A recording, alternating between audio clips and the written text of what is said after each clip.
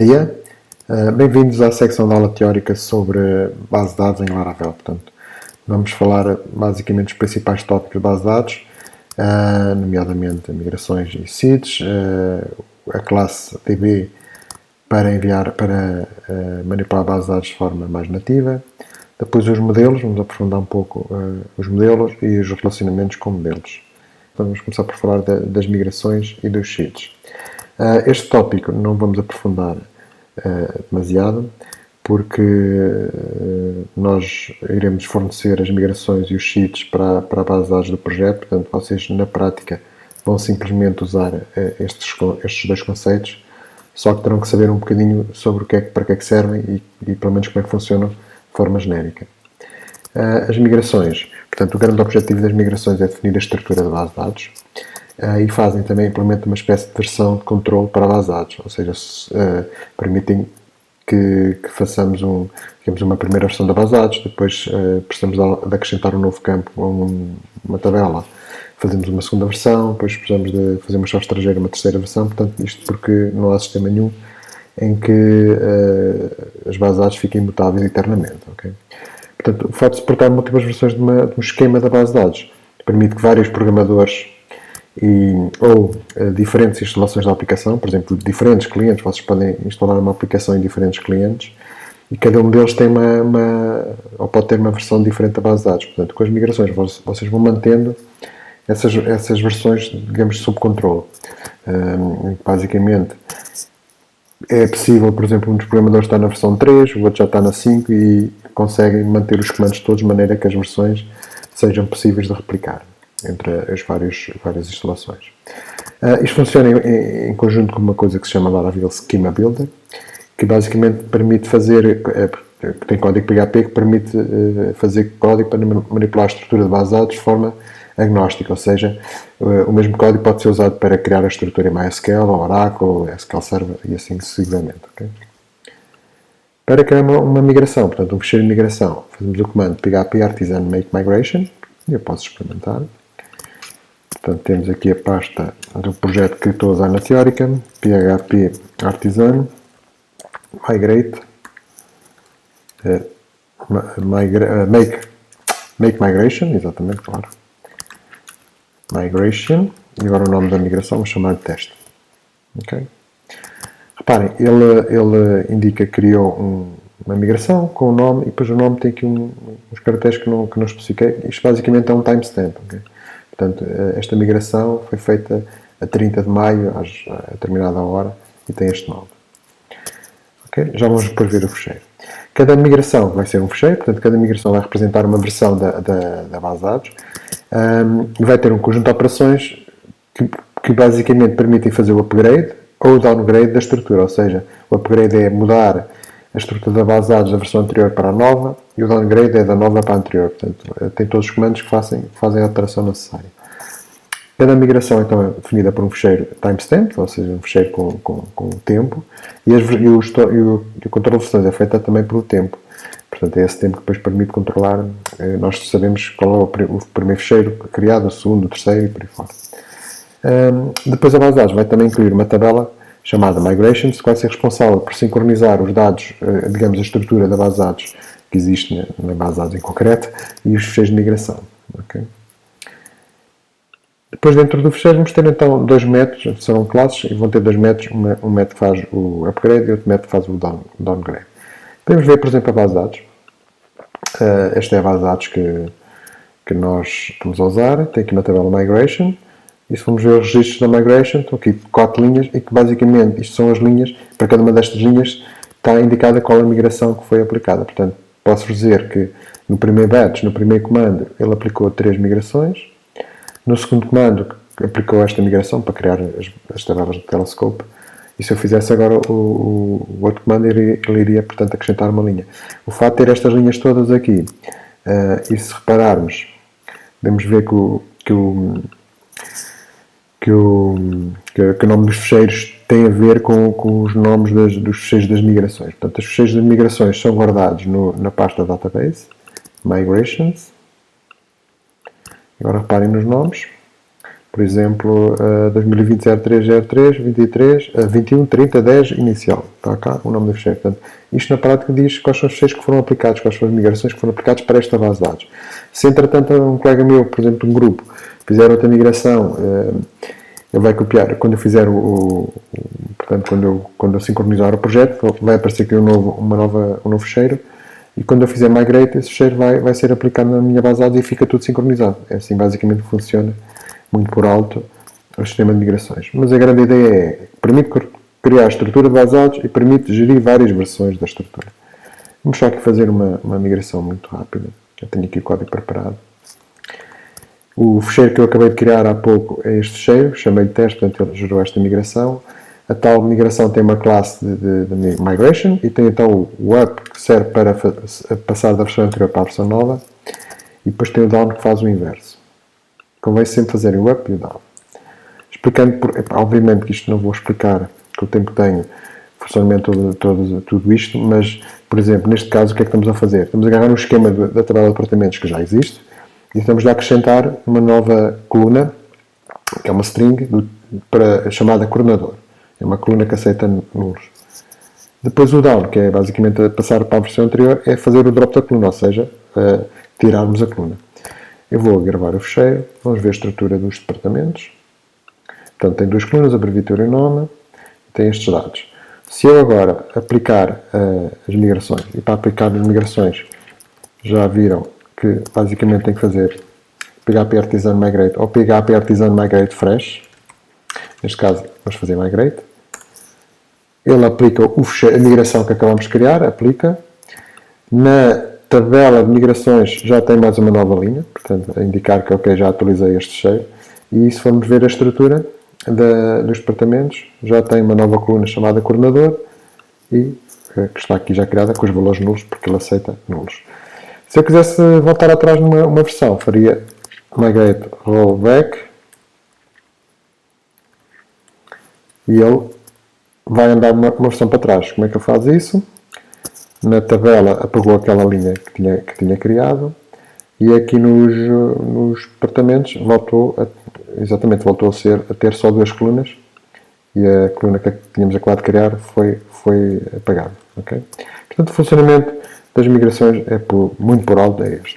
Depois, é claro que não vou aprofundar, mas depois podem ver a documentação.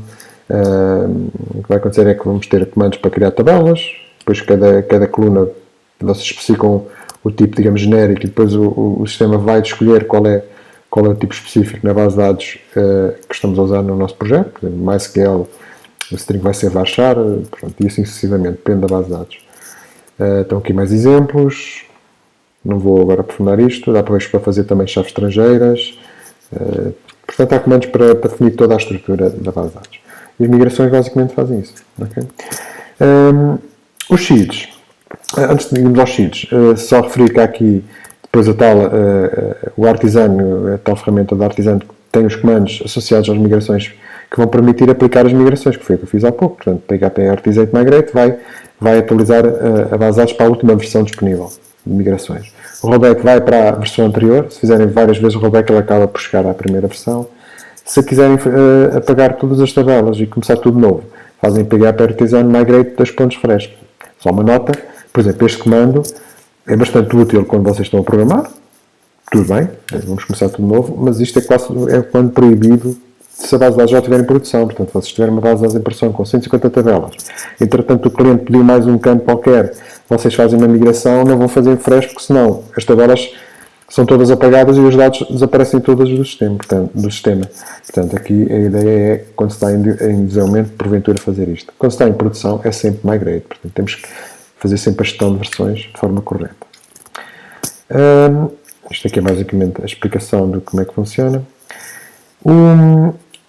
Os sheets. Portanto, os sheets, o objetivo dos sheets é uma ferramenta que serve para fazer o populate, para preencher dados da base de dados. Esses dados podem ser dados que realmente fiquem na base de dados de produção. Por exemplo, imaginem que tem uma tabela de distritos de Portugal. Essa tabela pode ser preenchida com os distritos reais de Portugal. Mas muitas vezes é usada para preencher dados fictícios, dados fake, que são dados que depois dão um jeito para quando programarmos, quando estivermos a desenvolver, conseguimos testar a aplicação, portanto, com dados que simulem a realidade. De preferência, a quantidade de dados deve refletir um pouco a realidade.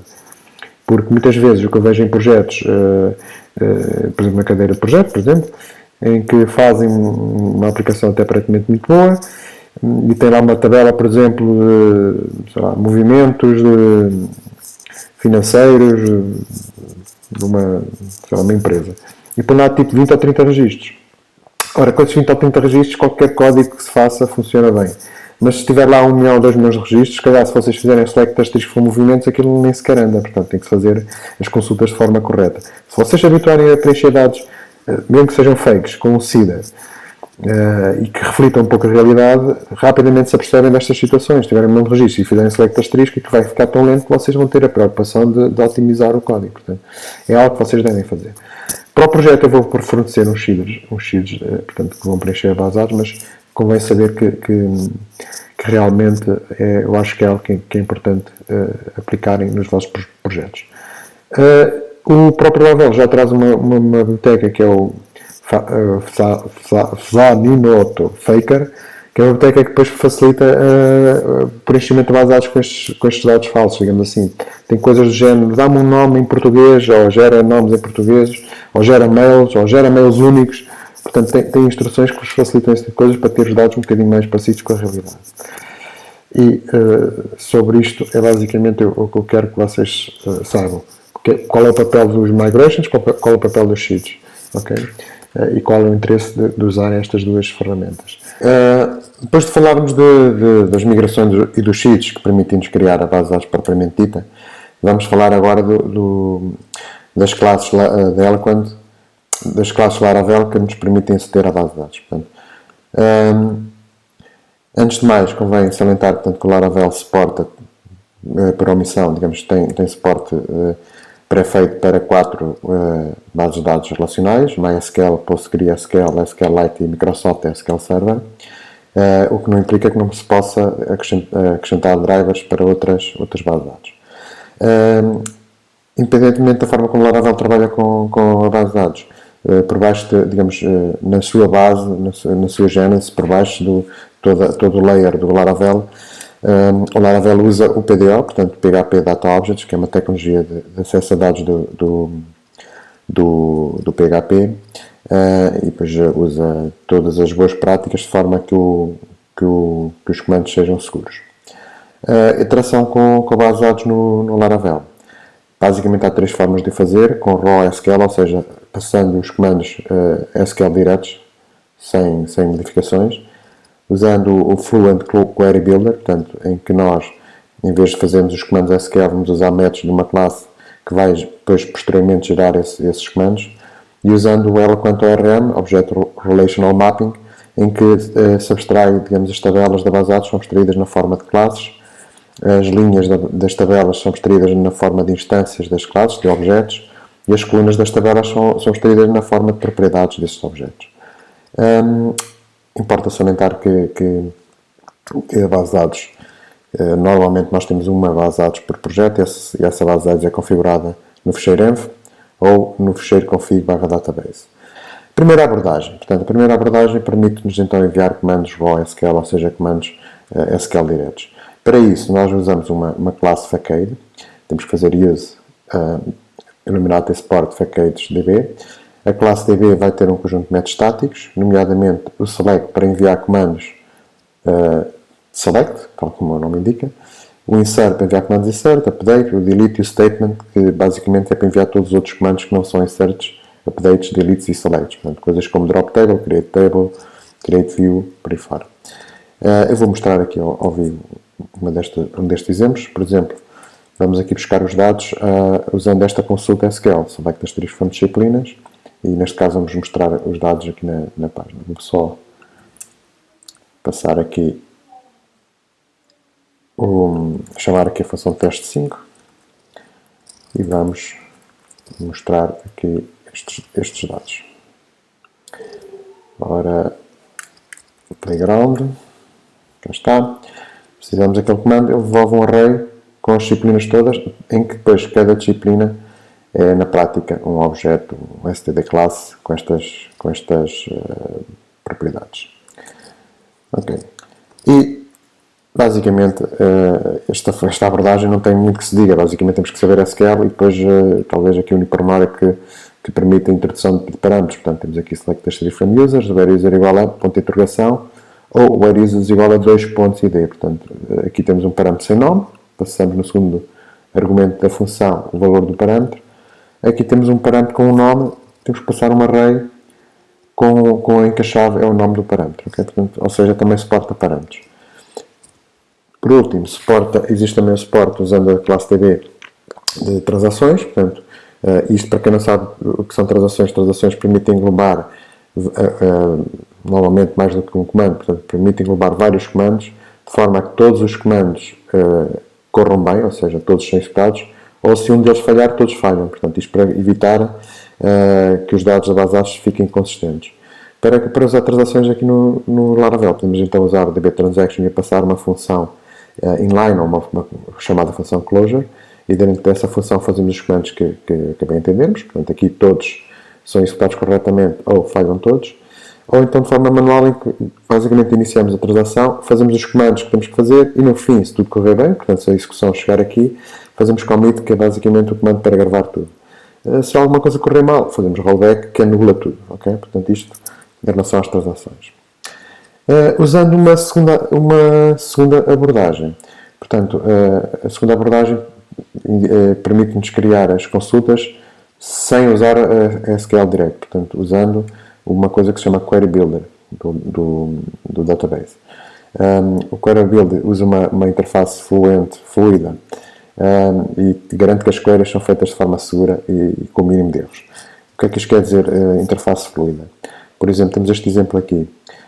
Users igual a dbTable users, where loads maior que 100, where, reparem, where, este where é um método que se aplica ao anterior, portanto vocês podem conjugar, podemos fazer uma consulta à tabela users e depois ir juntando vários wheres, ou wheres, ou order by, portanto de forma fluida, ou seja, aplicam o where ao anterior. Isto no fim vai ter 3, 4, 5, 20 métodos todos a jogar para a mesma consulta. No fim disto tudo há um get, e o get vai construir o comando final e vai buscar os dados à base de dados. Okay? Eu vou só aqui mostrar um exemplo. Estou a fazer exemplos muito básicos porque não temos tempo para muito mais, mas um exemplo de uma interface fluida um bocadinho mais complicada, só para vermos. Dois exemplos, um simples e um complicado. Okay. Temos aqui, por exemplo, este exemplo usa a tal Query Builder, e de salientar que o Query Builder também usa a classe DB, okay?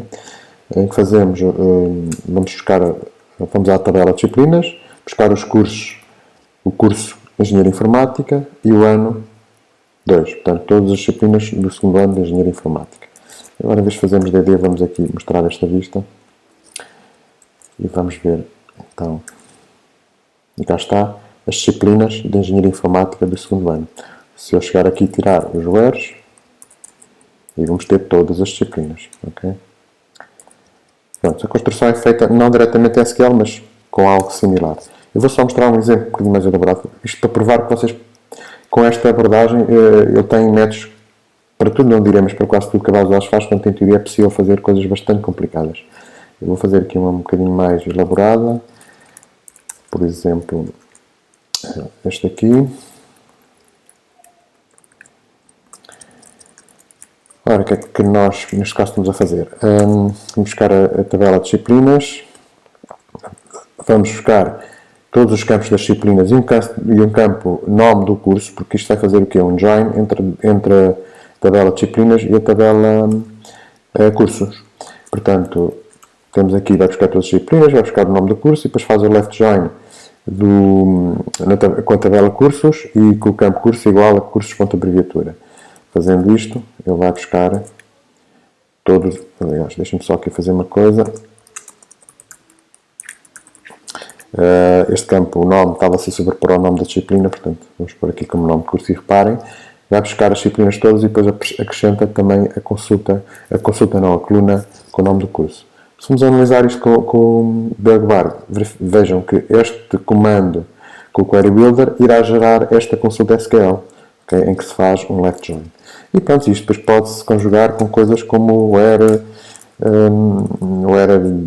curso igual a engenharia informática e ano igual a 2, por exemplo. Eu penso que até já tinha aqui isto feito. Exatamente, por exemplo.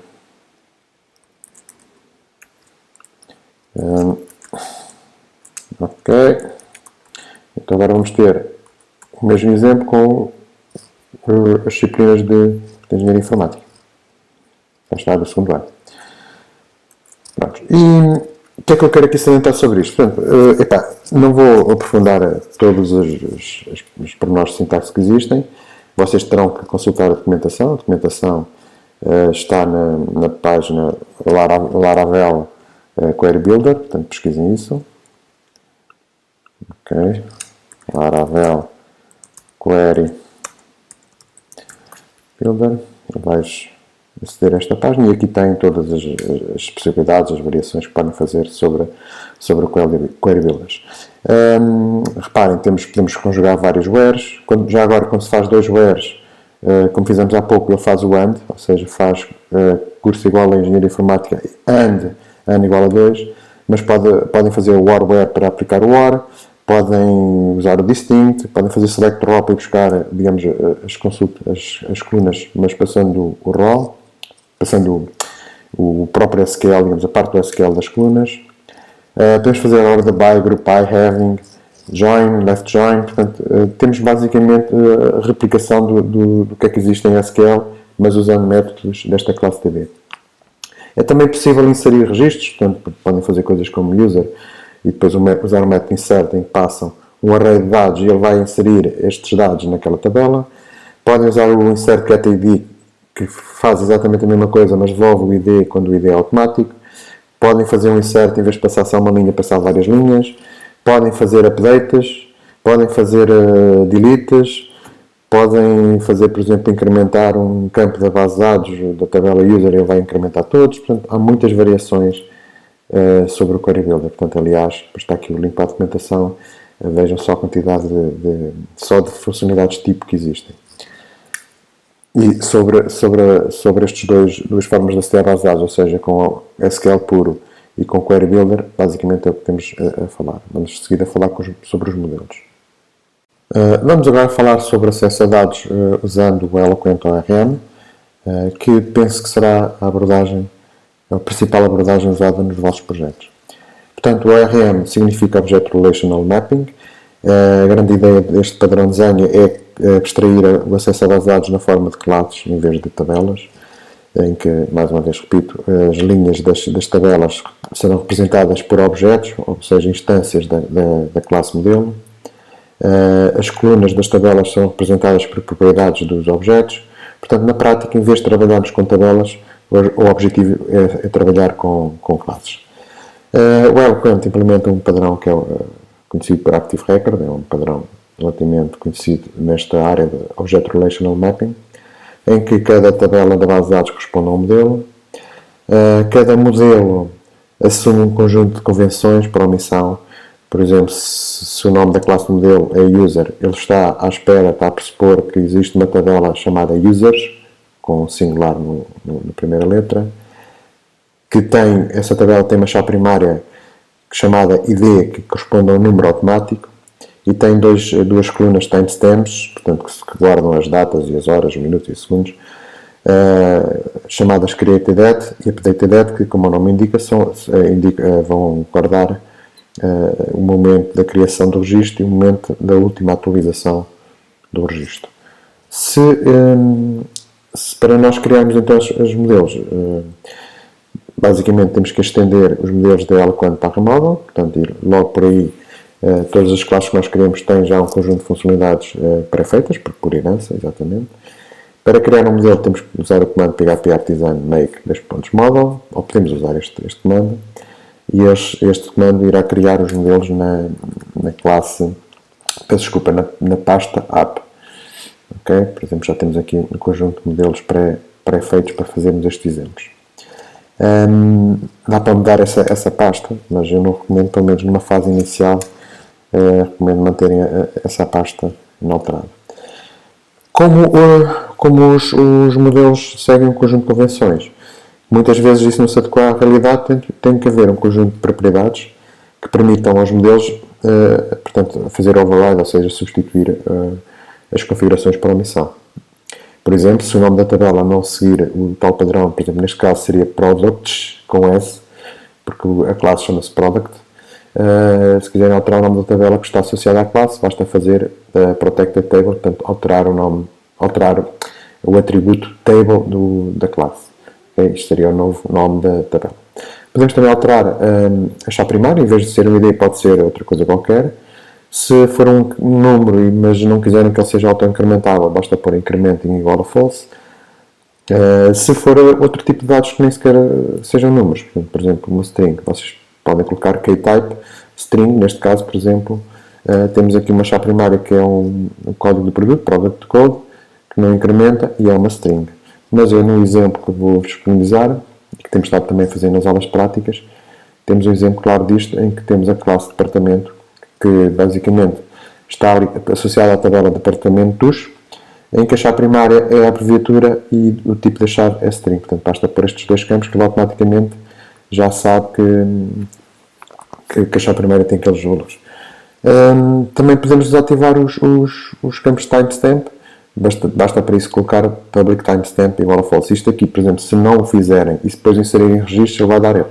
Se for só consultas não há problema, mas se inserirem, atualizarem ou apagarem, apagar não, mas inserir e atualizar, isto irá dar um erro porque ele está à espera daqueles campos e se não colocarem timestamp a false, se os campos não existirem na tabela, ele vai tentar gravar em cima de campos que não existem, portanto, e vai dar um erro. Portanto, uma das primeiras coisas que tem que se fazer é certificar que as tabelas, que os modelos estão, digamos, bem integrados, bem configurados com a tabela em concreto, ok? A partir dessa altura, nós vamos ter então as tais classes modelos e aplicamos-lhe métodos para ir buscar dados, por exemplo, para buscar todos, para ir buscar só um, ok? Portanto, isto são à parte, isto, se olharem para aqui, é muito parecido com o que vimos anteriormente, porque aquela sintaxe de query fluid, fluent, query builder, portanto, que segue o modelo fluent, ou seja, um modelo fluido de código, replica-se aqui. Portanto, reparem, o product também tem o where, tem o order by, tem o take, que são coisas que também se poderiam colocar com o Query Builder. Inclusive tem mais métodos, portanto, tem find or fail, que não existe no outro caso. Pronto, e vamos aqui experimentar, vocês já o fizeram. Vamos, por exemplo, experimentar aqui no teste 4, que estamos a usar. Por exemplo, fazer qualquer coisa como isto já está, como ir buscar os docentes, as disciplinas todas, por exemplo. Isto penso que já conhecem.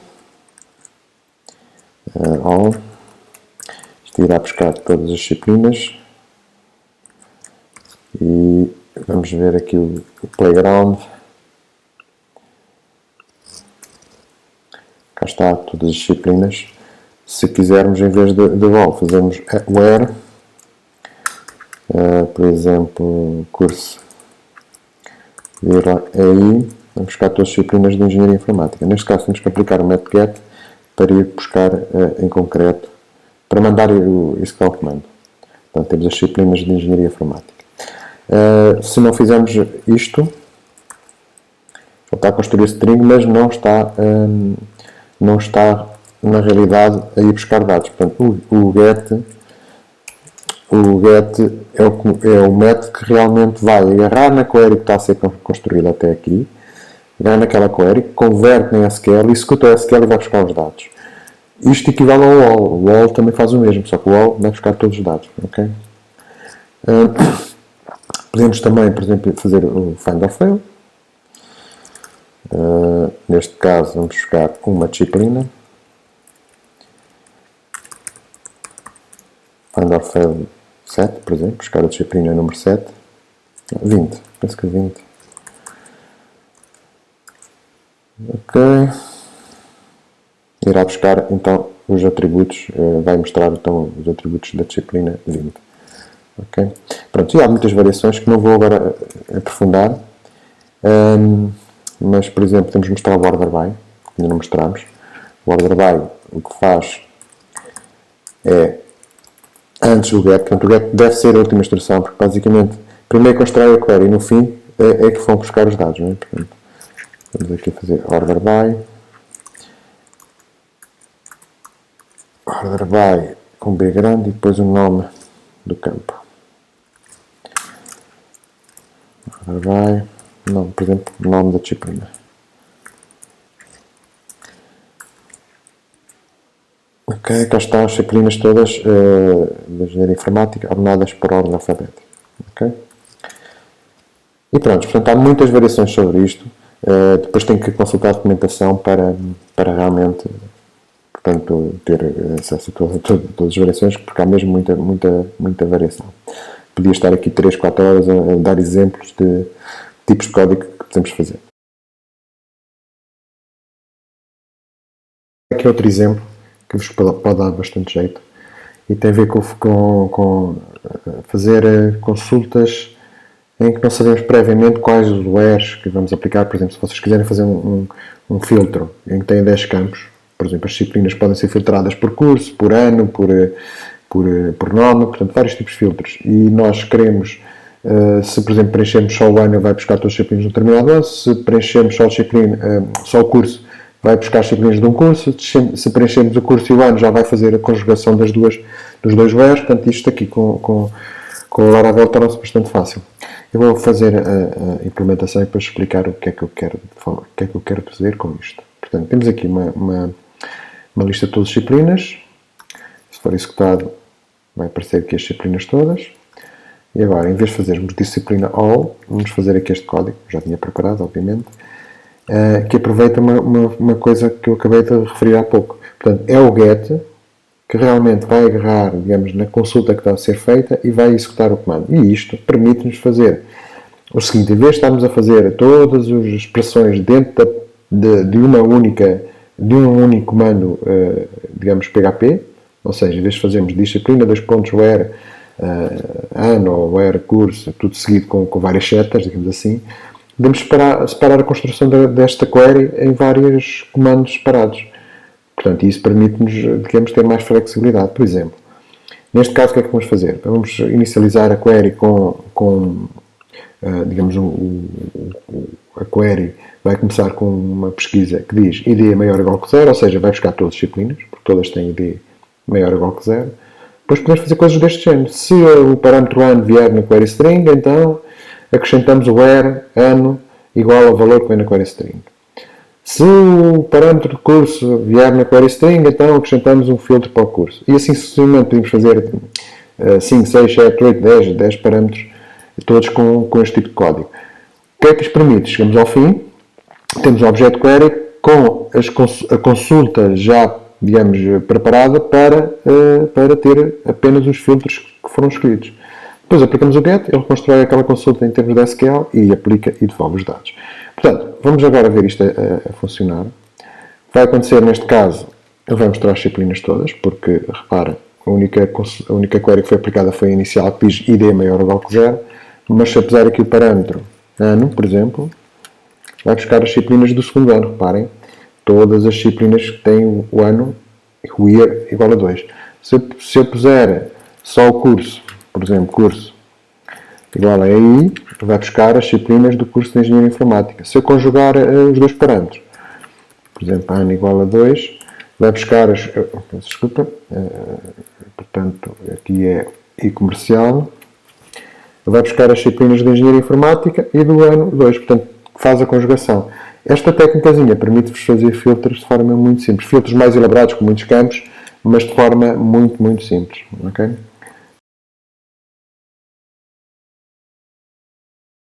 Que é o que eu queria agora mostrar, é o Paginate. Portanto, temos aqui um exemplo em que, se fizermos isto, que é o que temos até agora, eu vou aqui mostrar as disciplinas, portanto, é a página de disciplinas, vamos obter um array com todas as páginas que existem na tabela. Se em vez de fazermos o all, se fizermos o Paginate, por exemplo 10, ele vai buscar a mesma informação, só que só vai buscar a primeira página, ou seja, separa o conteúdo da consulta, do resultado da consulta em páginas, com o tamanho que nós especificamos aqui, neste caso 10. Como é que ele depois mostra a segunda página, a terceira página? Ele faz o processo de forma automática, portanto, se vocês colocarem aqui page 1, ele mostra a mesma página que é a primeira. Se colocarem aqui no endereço da query string page igual a 2, ele vai buscar a segunda página, e assim sucessivamente. Portanto, ele faz isso de forma automática, basta fazer paginate e ele vai buscar os parâmetros. Inclusivamente, vocês nem sequer têm que andar a passar parâmetros, porque ele próprio gera, digamos, aquela barra com as páginas todas. Portanto, como é que isto funciona? Vocês fazem uma consulta qualquer com paginate e na vista fazem nome dos dados, neste caso será disciplinas, penso eu, e chamam metlinks. E ele gera-vos este page, este controlador de páginas. Okay? São à parte, para ele gerar com este aspecto tem que usar o Bootstrap ou tem que depois mudar o CSS. Neste caso ainda não tenho isso feito, portanto o que vai acontecer é que ele vai funcionar, só que o aspecto de tal paginação não é a mais adequado. Portanto eu vou aqui colocar o tal comando links, que vai criar os links para a paginação,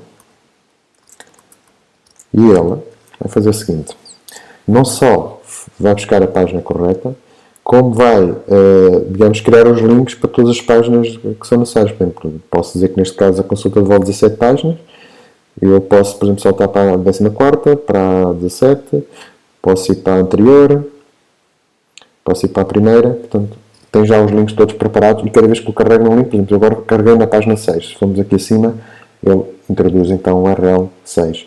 Isto é feito de forma automática, portanto, basta vocês fazerem paginate e depois colocarem o tal link. Outra coisa que eu vou salientar, enquanto que e isto já também estão cientes, mas para verem a diferença, quando vocês usam a classe DB, portanto, quando usam o Query Builder com a classe DB, que era a abordagem anterior, quando os dados são devolvidos na forma de uma coleção, mas cada objeto lá está é do tipo std class, ou seja, é um objeto genérico de objeto, digamos, para qualquer tipo de classes.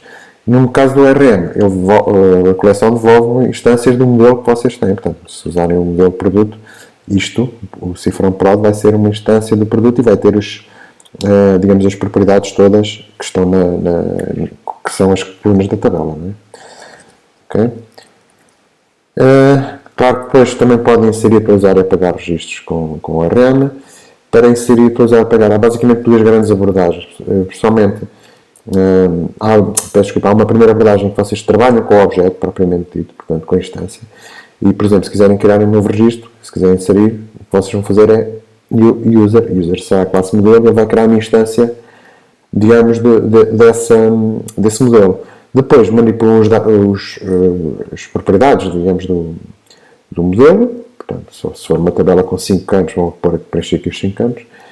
No fim de manipularem as propriedades, fazem save. Quando fazem save, o sistema, o Eloquent, consegue saber que é um novo registro, porque fizeram esta instrução, e vai gerar o comando insert. Portanto, vai fazer o comando insert em tudo, tabela, por aí fora. Okay? No fim disso tudo, como os IDs são automáticos, a instância user fica logo preenchida com o ID automático. Portanto, é logo atualizado. Fazer um update é muito similar, ou seja, que a diferença é que em vez de criar uma instância nova, vão buscar uma instância através de user.find ou find or fail, ou qualquer coisa do género. Ele aqui vai buscar a instância de user, portanto, preenche a instância com os dados que estão na base de dados, não é? Alteram os campos que têm que alterar e no fim fazem save. O RM detecta que isto é um update, porque fizeram user find, e gera o comando update. Para fazer o delete com esta abordagem, vocês vão buscar a instância e fazem user delete. Okay? Portanto, usando as instâncias é muito simples de inserir para usar e apagar. A alternativa é usarem métodos estáticos da classe. Portanto, e aí, por exemplo, se quiserem criar um novo utilizador, fazem user dois pontos create, passam uma array com os dados todos que são necessários, normalmente, pelo menos os dados têm que ser os campos obrigatórios, no mínimo, e ele cria fazer um novo registro. Se quiserem, precisarem, por exemplo, find or create, o que ele faz é vai procurar um registro com estes valores, Se existir um registro com estes valores, ele vai fazer o load, digamos assim. Se não existir, vai criar um novo e volta a carregar depois também para o user. Portanto, procura um que já existe ou cria um novo. Se quiserem atualizar em bloco, portanto, com os tais métodos estáticos, fazem update e passam, ou isto é uma das hipóteses, fazem update e passam os dados que querem atualizar. Reparem, como aqui tem o ID, ele, quando gera o comando, o que ele vai fazer é, ok, vamos procurar o campo cujo ID é igual a 2 e depois vai atualizar aquele registro. O campo não, vai procurar a linha cujo ID é igual a 2. Para apagar, é ainda mais simples, basta fazer user destroy, passam o ID, quem diz o ID diz a chave primária, depende do modelo. Passam o ID que querem apagar e ele apaga o registro. Ou então passam um array de IDs para apagar mais do que um. Podem também fazer operações em massa, ou seja, atualizar vários registros de uma vez, por exemplo. Está aqui um exemplo em que isso é possível fazer. Fazem o where, ou seja, no where selecionam os registros, por exemplo, neste caso seria todos os voos que estão ativos e cujo destino é São Diego, e depois tem aqui o update, quais são os campos que vai atualizar, ele na prática vai atrasar, o degrade igual a 1 é atrasar o voo. Vai atrasar todos os voos que estão ativos com destino a São Diego. Portanto, se houverem lá 50 voos, ele atualiza os 50 de uma vez. Também podem fazer atribuição, portanto, usando o create e usando o fill, que, usando por exemplo o create aqui outro exemplo, é também considerado um assignment em massa, ou seja, em bloco. Quando se usam estes comandos, aliás, quando se usam os comandos estáticos na prática para inserir ou para atualizar, vocês têm que no modelo colocar a propriedade fillable com a lista de campos que são aceitos, digamos, neste array. Convém ter todos os campos obrigatórios, pelo menos. E o guarded é ao contrário, é a lista de campos que não são aceitos, portanto, que estão protegidos. Correto? Só para acabar esta parte dos modelos, antes de irmos para a próxima, que tem a ver com o relacionamento de modelos. Só falar de um tópico que eu infelizmente, por falta de tempo, não vos vou demonstrar, mas convém perceberem como é que funciona e que existe isto e que poderá ser outro, que tem a ver com os soft deletes. Eu antes de explicar o que é que são soft deletes, vou só explicar o porquê é que isto existe. Vamos supor, eu agora, se calhar nem precisam de estar a olhar para aqui para o PowerPoint, porque o exemplo não é igual. Vamos supor que temos uma loja que tem produtos, por exemplo, está lá um produto que é bola de futebol. Esse produto tem um terminal ID, tem uma descrição, não interessa, e vocês vão fazer vendas de produtos e, entretanto, esse produto é vendido. Né? Portanto, é vendido, está uma tabela de vendas que está associada ao produto, uma relação entre ano, o produto fica lá registado, tudo bem. Um dia, por uma razão, aquela bola, sei lá, é tóxica ou qualquer coisa, querem tirar do catálogo. O que é que acontece? Não podem apagar o registro, porque se apagarem o registro, todos os itens das faturas onde essa bola foi, entre aspas, vendida anteriormente, desapareceriam. E isso não se deve fazer. Aliás, se a base de dados for bem feita, que tem chaves estrangeiras, é uma operação que nem sequer é permitida. Ele não permite apagar o produto, porque o produto já foi usado nas faturas, ou nas compras, ou nas vendas, seja lá o que for. Como é que se faz, como é que se resolve isso normalmente? Acrescenta-se um campo do género ativo, por exemplo. O produto está ativo sim ou está ativo não. Portanto, ou está ativo ou não está ativo. E em vez de apagar, nós escondemos o produto do catálogo. Colocamos o produto com ativo igual a false e depois fazemos consultas de maneira que o catálogo não mostre produtos desativados. Portanto, temos uma flagzinha que indica se o produto está visível ou não. Ou, por outra palavra, e aqui é que entra os soft deletes, se o produto foi, entre aspas, apagado. Entre aspas, porquê? Porque ele não pode realmente ser apagado da base de dados, mas pode ser apagado do catálogo. Então, tem que se fazer então um tal flag que indique se ele existe, se está ativo, se existe ou não. E isto, no Laravel, é muito bem resolvido, de forma muito, muito limpa, com uma funcionalidade que é os soft deletes. O que os soft deletes fazem é, portanto, só uma parte, a tabela que suporta soft deletes tem que ter um campo chamado deleted at, okay? Que é um campo do tipo timestamp também, e serve como flag. Se aquele campo for nulo, quer dizer que o campo não foi, quer dizer que o registro não foi apagado. Se ele tem valor, normalmente é a data em que foi apagado. Se ele tem valor, considera-se que ele não é apagado. Peço desculpa, que ele não existe, que foi para o caixote do lixo. Okay? Portanto, é como se fosse o conceito de caixote do lixo do Windows. Portanto, o produto vai para o caixote do lixo, não pode desaparecer realmente no sistema, mas não aparece, digamos, nas outras consultas. Porquê é que isto está a funcionar muito bem? Porque basta chegar ao modelo e fazer use soft deletes. Se ele tiver este campo na tabela, fica feito o tal, colocá-lo, portanto, criamos um modelo com soft deletes. A partir do momento em que esse modelo é feito, quando se faz instruções do género produto, 2 pontos, where, tipo igual a desporto, por exemplo, ele vai buscar todos os produtos do desporto e ignora aqueles que foram, entre aspas, apagados, aqueles que estão no caixote de lixo. E qual é a vantagem desta abordagem? É que vocês não têm que alterar mais nada, só têm que dizer soft deletes, ele suporta soft deletes. Todo o resto do código, digamos que passa a ignorar automaticamente, porque o Laravel o faz, passa a ignorar esse produto, passa a considerar como se estivesse no caixote de lixo. Okay? Portanto, isto é uma solução muito elegante para este tipo de problemas. Só como nota, claro que depois, se vocês quiserem, por exemplo, ir buscar coisas entre aspas, ao caixote de lixo, podem adaptar aqui as consultas. Se fizerem, por exemplo, em vez de flight, se fosse produto only trash get, ele ia buscar os produtos que estavam no caixote de lixo, que tinham sido apagados. Ou os produtos de desporto, seria produtos, only trash, where categoria igual a desporto, get, vai buscar todos os produtos que estão no caixote de lixo com a categoria desporto. Se quiserem todos os produtos que estão no caixote de lixo, ou seja, todos, incluindo os que estão apagados, fazem o trash, e assim sucessivamente. Podem recuperar um produto que está no caixote de lixo, com o restore. Portanto, na prática, é um sistema que está... É assim, se não se preocuparem com estes métodos, ele simplesmente desaparece do sistema. No catálogo, ok? É como se desaparecesse. Se quiserem, depois podem ajustar e recuperá-lo. Podem até fazer um apagamento definitivo, mas aí tem que se ter algum cuidado. Okay? Era isto que eu queria falar sobre soft deletes. Não tenho tempo para mostrar aqui em tempo real, ao vivo, mas considerem a hipótese, quando precisarem destas tipo de funcionalidades, considerem a hipótese de implementar os soft deletes. Depois também for necessário, consultem a implementação. Okay? Vamos então ao próximo tópico. Último tópico em relação aos modelos. Portanto, o último tópico é Model Relationships. Tem a ver com os relacionamentos entre modelos. Portanto, os modelos representam a base de dados através de classes. Okay? E depois as instâncias da classe representam os dados, propriamente ditos. No caso, as tabelas são relacionadas por chaves estrangeiras. Portanto, existe um relacionamento entre tabelas feita por chaves estrangeiras. No caso dos modelos, como os modelos são classes, como são instâncias de objetos, as relações, digamos, entre objetos devem ser feitas por referências. Por exemplo, se tivermos o objeto o user com o ID de 123, que é isto, esta expressão vai devolver um user com o ID 123, para nós obtermos os posts, por exemplo, os posts associados àquele user, nós queremos uma referência para os posts. Esta referência irá devolver uma coleção de posts. Se calhar, se tivermos um post e quisermos saber qual é o user que é dono do post, então faríamos qualquer coisa, cifrar um post, seta, user. Okay? Portanto, nós não queremos trabalhar com tabelas, queremos trabalhar com referências.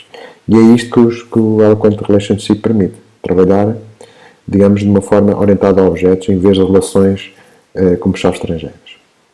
A primeira coisa que convém já salientar, quando há relacionamentos de modelos, existem sempre dois modelos. Ou seja, esse trabalho sempre aos pares. Há relações entre dois modelos. Depois as relações podem ser um para N ou N para N. Okay? E eu vou então vou tentar mostrar também com a base de dados que nós criamos. Nessa base de dados há exemplos para todos este tipo de relacionamentos. Eu vou mostrar aqui então o relacionamento 1 para 1. Mas com dados reais. Se formos aqui à tabela, temos aqui a tabela, por exemplo, de docentes. A tabela de docentes tem departamento, gabinete, extensão classifica e depois tem o user ID. Reparem que o docentes não tem, por exemplo, o nome do docente. Esse nome é obtido através do user ID. Se formos à tabela user ID, à tabela user, temos aqui o name. Portanto, se eu quiser saber o nome do docente, tenho que ir buscar a informação do user. Depois, cada user vai ter no máximo um docente. Portanto, ele ou é docente ou é aluno. Está uma relação de um. E cada docente é no máximo user, portanto aqui temos um exemplo de uma relação 1 para 1. E como é que isso é feito? Vamos aos modelos, portanto aos dois modelos, e vamos definir a relação com, vamos chamar-lhe um método de relacionamento. Okay? Vamos começar no user. Como é que isso se faz? No user, acrescentamos o tal método, chamamos-lhe docente. Este nome vai ser o nome da referência, portanto quando eu quiser aceder, quando eu estiver no user e quiser aceder ao docente, vou fazer user, cifrar user, seta, docente. Ok? E aqui definimos a forma como a relação é feita. Portanto, estamos aqui basicamente a dizer, estamos na classe user, estamos a dizer um user as one, ou seja, tem um, e depois colocamos o modelo que está associado, que está mapeado, portanto, que faz parte da relação, que é o par da relação. Portanto, um user tem um docente. Depois temos que fazer sempre o inverso, temos que fazer sempre dois métodos similares, digamos, 2 métodos nas duas classes, portanto, que trabalham em par. Então, na classe docente, vamos ter a relação user, em que dizemos o docente pertence a user. Okay? De um lado, as one, do outro lado belongs to. E fazendo isso, já está preparado. Agora, no código, e esta é que é a grande vantagem, portanto, depois definimos isto aqui, podemos aceder digamos, à instância de user, à instância do docente, por referência. E não se esquecer que a função, por exemplo, chama-se user, o Eloquent vai automaticamente gerar uma propriedade chamada user, ok? Portanto, e agora, por exemplo, no código, podemos, neste caso eu vou buscar aqui um docente com o ID2. Se eu fizer cifrão user igual a doc user, buscar o user associado àquele docente. Vamos só mostrar o valor aqui destas duas variáveis.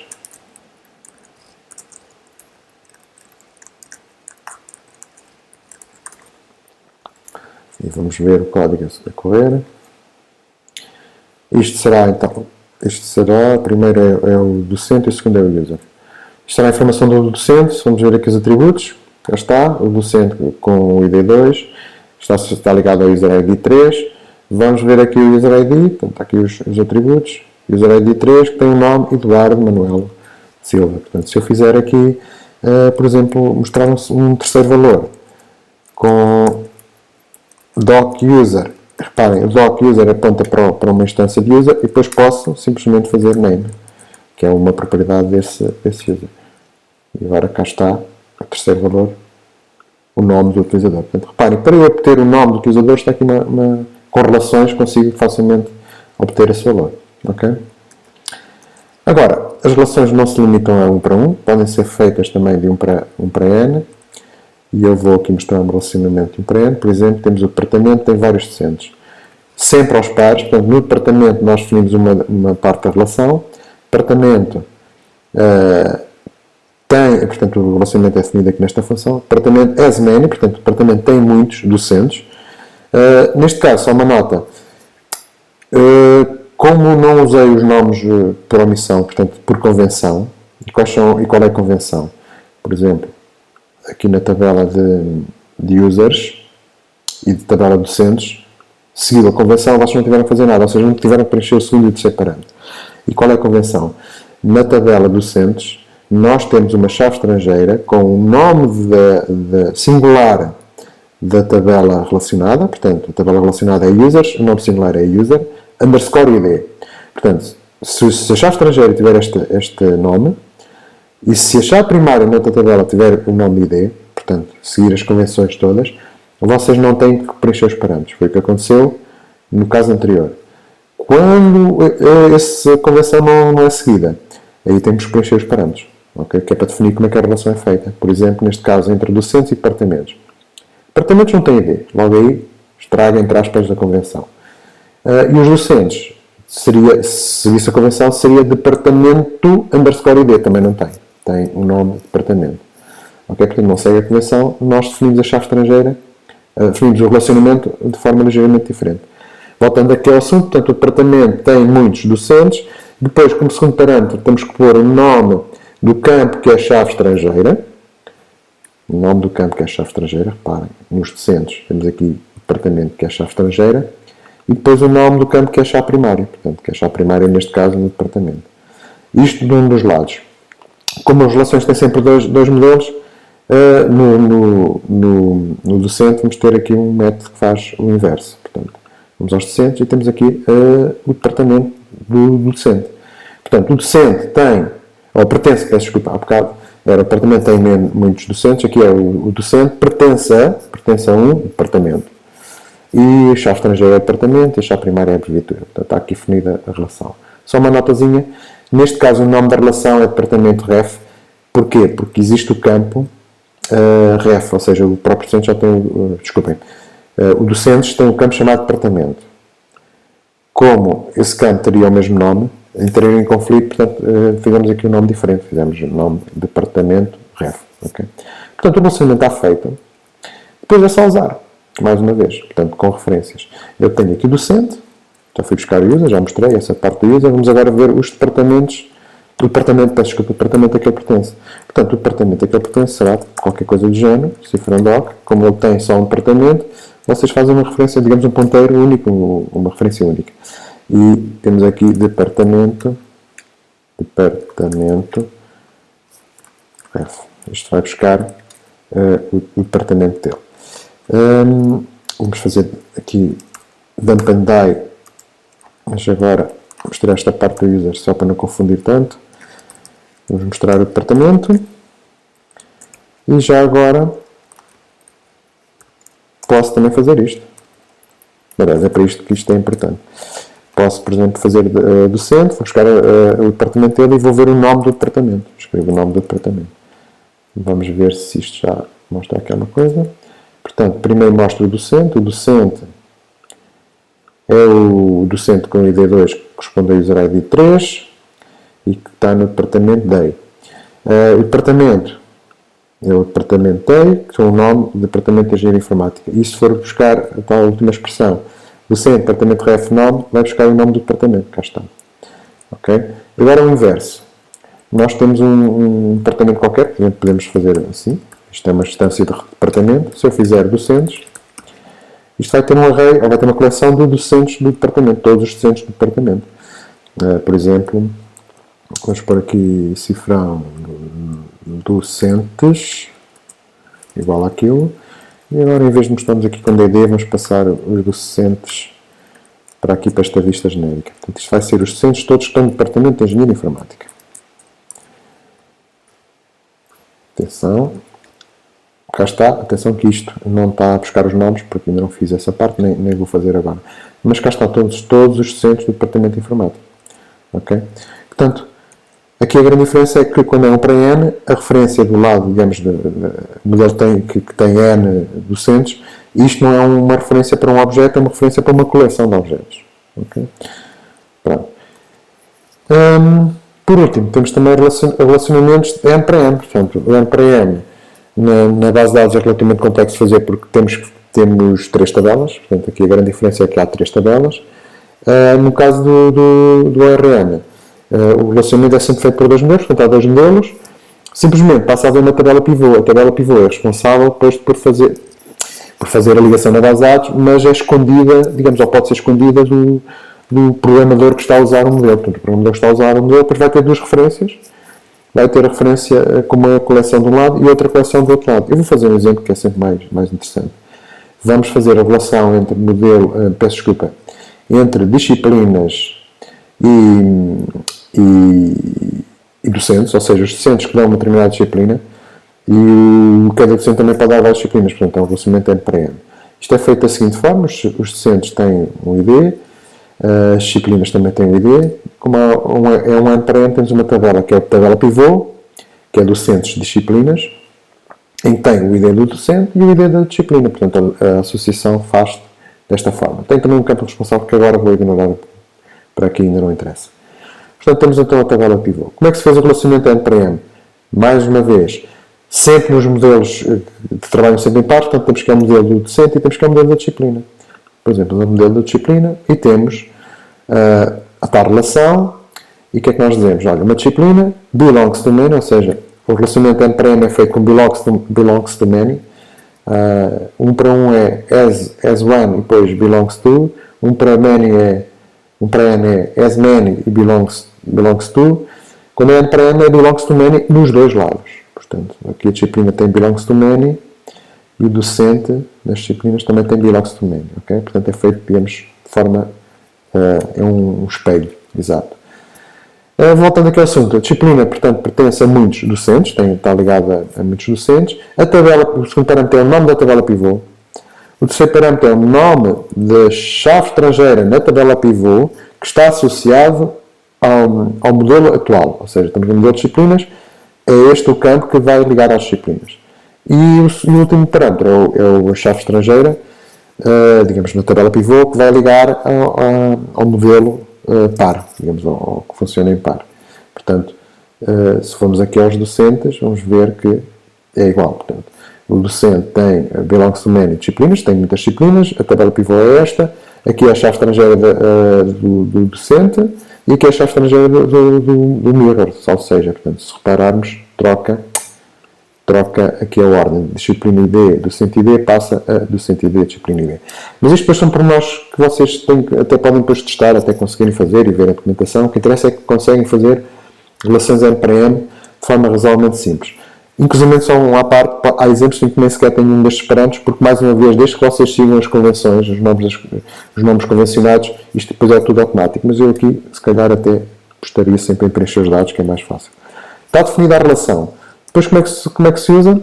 Mais uma vez, referências. Aqui a diferença é que as referências são todas, digamos, coleções. Portanto, não há referências, digamos, únicas. Vamos, por exemplo, fazer aqui um exemplo. Temos a disciplina 20, não sei o que é que ela tem, e se eu quiser buscar os docentes da disciplina 20, temos isto. Ok? Portanto, temos aqui, vamos fazer isto de outra forma. Docentes, a variável docentes, vai ficar igual a disciplina docentes. Portanto, vai ter a lista de docentes daquela disciplina, da disciplina 20. E vamos ver. Por acaso tem só dois, já normalmente até tem só um, portanto são dois docentes, não estou agora a mostrar o nome, portanto isso depois faço posteriormente. E vice-versa, portanto agora também posso, por exemplo, pegar num docente, por exemplo, cifrão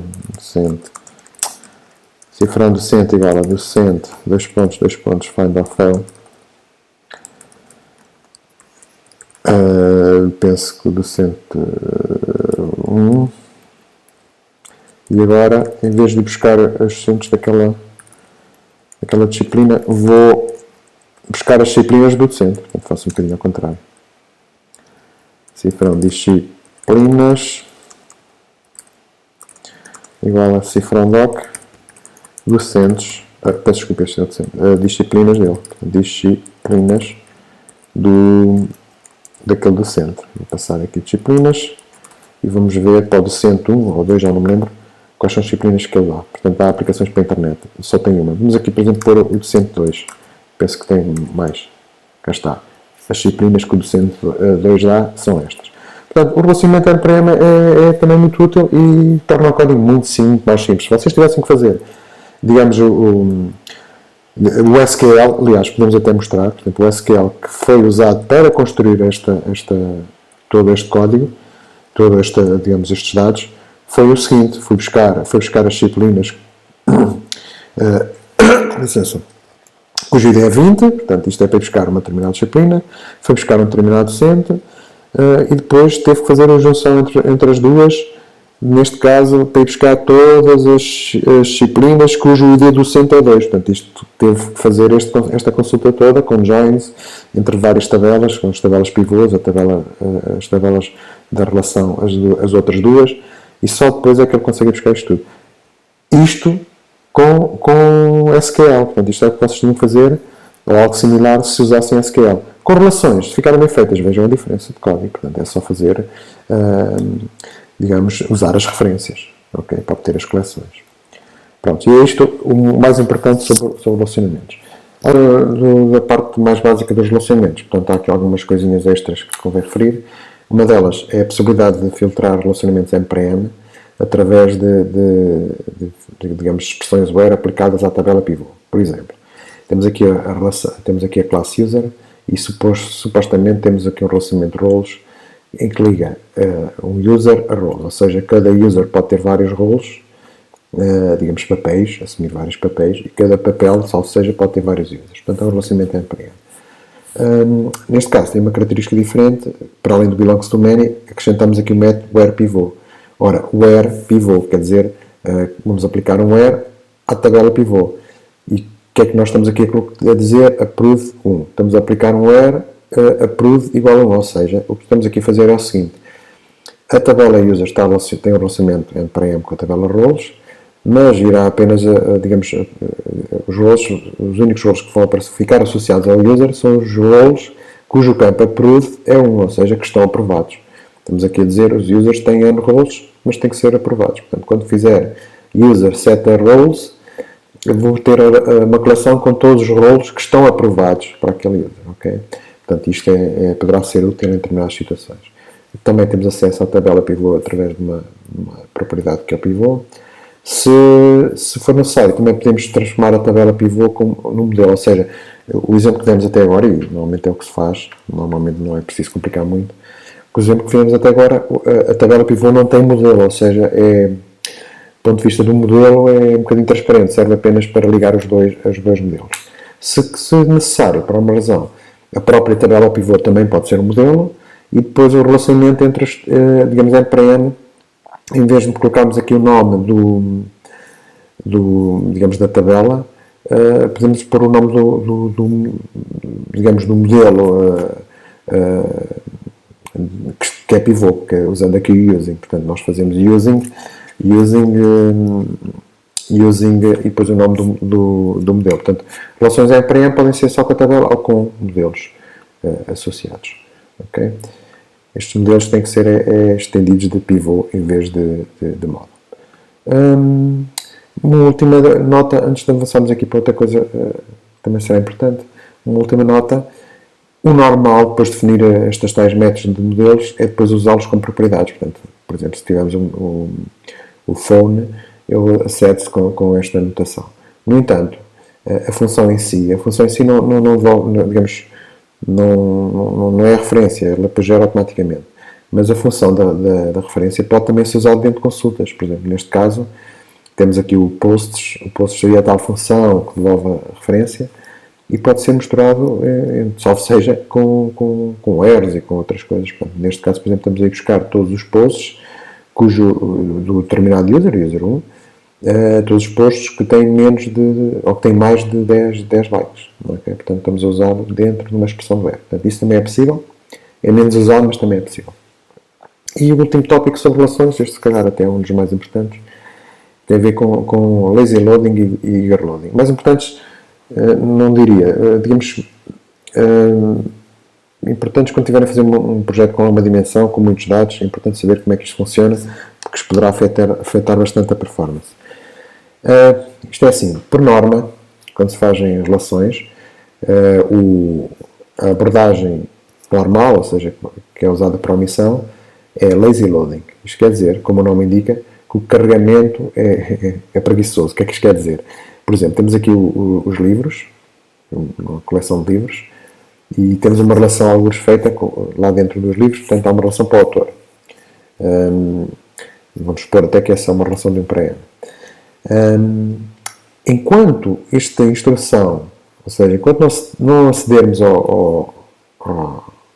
propriedade author, que é a propriedade, digamos, da relação, o Eloquent não vai fazer os comandos necessários para buscar o autor, ou seja, digamos, não carrega os dados. Portanto, por isso é que é lazy loading, só carrega os dados quando realmente forem usados. E essa é a abordagem normal, digamos, é o típico, é o que é usado por norma. Mas isto tem um problema.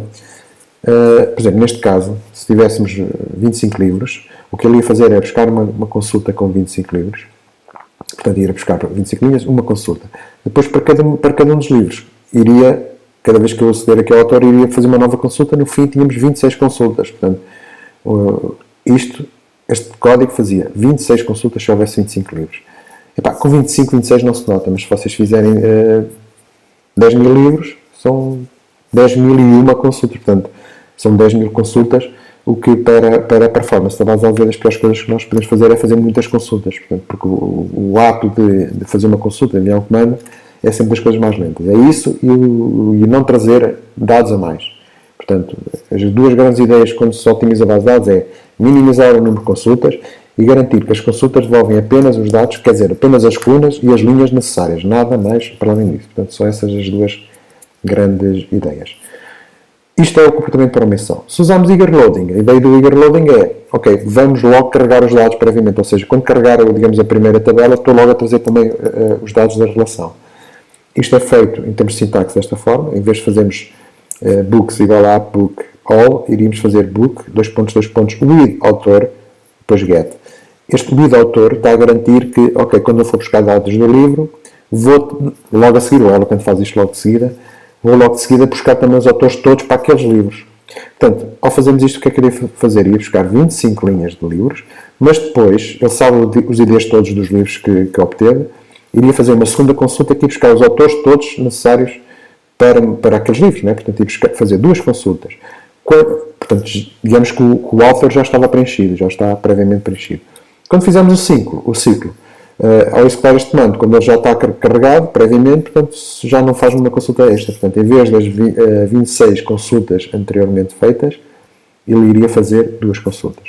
Ok? Portanto, o eager loading, para este tipo de situações, é excelente para a performance, minimiza o número de consultas. Eu, apesar do tempo não ser muito, eu iria mostrar isto, digamos, com um exemplo ao vivo, que acho que é muito mais interessante, se calhar, do que estamos aqui a falar. Porque isto é um conceito relativamente complicado de perceber. Vamos aqui mostrar aqui a lista de disciplinas no Disciplina Controller. Temos aqui página 10 para mostrar só uma página, tudo bem. Vamos fazer aqui o seguinte, vamos aqui à vista que mostra as disciplinas e vamos acrescentar aqui uma lista de docentes. Já vou mostrar depois isto a funcionar. Portanto, eu vou buscar todas as disciplinas, depois para cada disciplina vou mostrar aqui os docentes da disciplina. Portanto, neste caso estamos a mostrar 10 disciplinas, porque a paginação está ativa. Aliás, se quiserem, vão ver que ele realmente muda aqui a paginação. Mas não é isso que me interessa agora. Interessa é que para cada disciplina ele depois faz um ciclo fora para ir buscar todos os docentes. E vamos ver aqui o código, agora com mais calma, reparem, cá está. For each, diz que é a disciplina, isto é os docentes da disciplina, portanto ele percorre todos os docentes da disciplina, vai buscar o docente, a partir daí vai buscar o user e depois vai buscar o nome do user. Portanto, isto faz este efeito. Portanto, é isto que nós queremos. Se eu executar isto, parem, não é propriamente muito lento, mas vejam a quantidade de consultas que são feitas. Não é muito lento, mas já começa a ficar um pouco lento. Ele demora 465 milissegundos. Vejam o número de queries, 32 queries. Porquê? Ele faz select count asterisco from disciplinas, isto aqui é basicamente por causa da paginação, vamos ignorar esta. Fora isso, o que é que ele faz? Vai buscar as disciplinas todas, neste caso 10. Depois, para cada disciplina, tem que fazer, digamos, aquilo do NPM, ele vai para a primeira disciplina, cá está, não sei o quê, eu consultei mais ou menos elaborado, mas diz qualquer coisa do género, vai buscar os docentes cuja disciplina ID é igual a 1. Ele vai buscar esses docentes, que neste caso são 3. Depois, para cada docente, porque no código nós fazemos aqui o ciclo for e usamos o user, para cada docente vamos buscar o user. Portanto, reparem, isso vai repetir 3 vezes, vamos para o primeiro buscar o user, quando vamos buscar o user, ele vai fazer consulta para ir buscar o user daquele docente. O docente tem o user ID 40, faz esta consulta. Depois o segundo docente tem o user ID 53, faz esta e por aí fora. Portanto, só para mostrar aqui a primeira linha, da primeira disciplina, ele faz uma consulta para fazer os joins e depois faz, portanto, na prática vai buscar os docentes, depois faz 3 consultas para ir buscar os users todos. E depois para a segunda linha, a mesma coisa. Okay? Neste caso só tem 2 utilizadores. E a terceira linha a mesma coisa, a quarta linha por aí fora, portanto, e no fim temos 32 queries.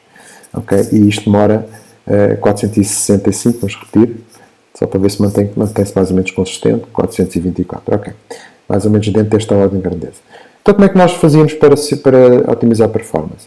Vamos aqui ao controlador e, em vez de fazermos logo paginate, fazemos o with. Ora, with, e agora colocamos a relação que nós queremos obter. Portanto, estamos a ir buscar as disciplinas, queremos ir buscar previamente todos os docentes. E paginate a mesma. E agora, o resultado vai ser sempre o mesmo, o resultado visual. Mas já só temos 23 consultas e já demora 397, demora um pouco menos. Embora não se note muito, porque é tal coisa, são poucos dados. Mas vamos ver a diferença. Ele vai buscar as disciplinas todas. Depois, o segundo comando, como eu faço with disciplinas, ou seja, ele vai logo, deixa-me cá ver se eu sei explicar. Aqui ele vai buscar 10 disciplinas e ele sabe já quais são os 10 IDs. Portanto, sabe que a chave primária é o ID e sabe quais são os IDs. Os IDs, neste caso, são 1, 2, 3 até 10. O segundo comando vai buscar logo, digamos, os docentes todos cujas disciplinas têm aqueles IDs. Reparem, vai ter aqui, isto é a informação para ir buscar os docentes, where, disciplina ID, in, e depois está aqui o conjunto das disciplinas que obtivemos antes. Portanto, isto vai buscar todos os docentes daquelas disciplinas, daquelas 10. Se forem 50 docentes, são 50, não interessa, que ele depois vai buscar toda a informação e depois faz a associação com o código. Depois, vai percorrer o tal ciclo, ok? Percorre para cada docente e vai desenhar o nome. O nome, como depende do user, o nome depende do user, não é?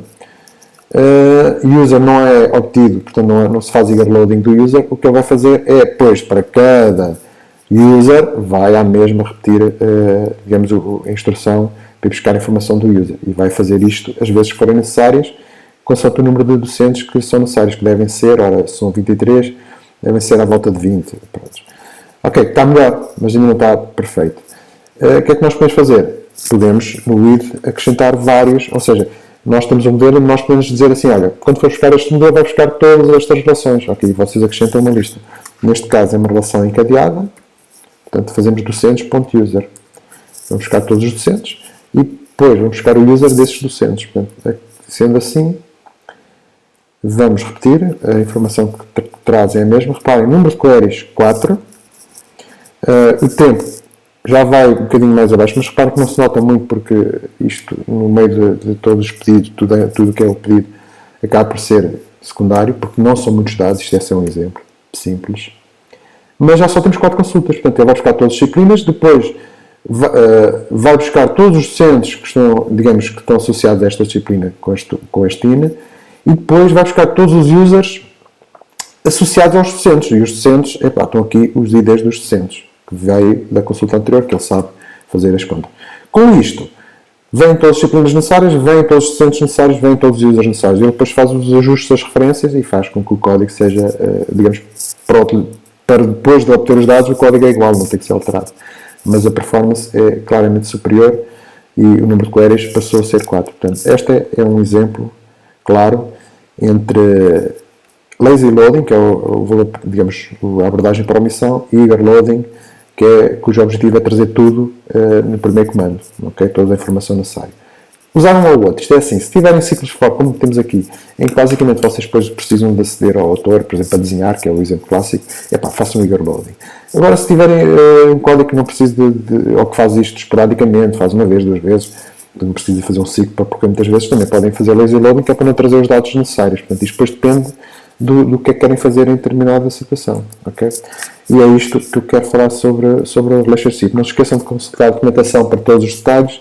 Há mais coisas, por exemplo, como é que se insere registros a partir das relações. Há muita coisa que relativamente mais avançada, que não temos tempo para aprofundar, mas vocês depois podem explorar se necessário. E dou por terminado aqui este vídeo sobre base de dados e modelos, e até a próxima.